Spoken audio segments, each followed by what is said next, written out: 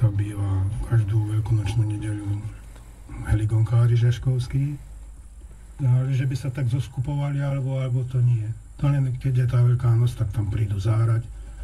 Tu vidno hneď, každý rok vidíte, kto ako postúpil hraní. Máme tam Maceka, syn toho, čo som ja začal tie harmoniky kvôli nemu robiť, tak jeho syn je v Žaškovi, tiež veľký muzikant. A Ladislava Duraja teší, že o nástroj, ktorý mu pred rokmi prirástol k srdcu, je stále záujem.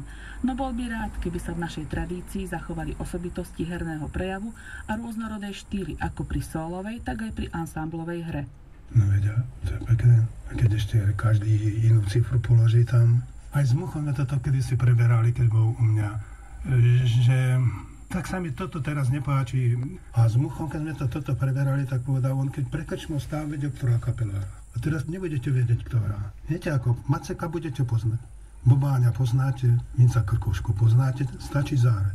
Nemusíte ho vidieť. Toto mi tak trošku vadí na týchto nových školách, že by sa mali aj trošku sami učiť. Že dostať základy áno, hej, a potom svojou cestou nejde. Ten každý jeden hráč, aby svoje cifry spravil.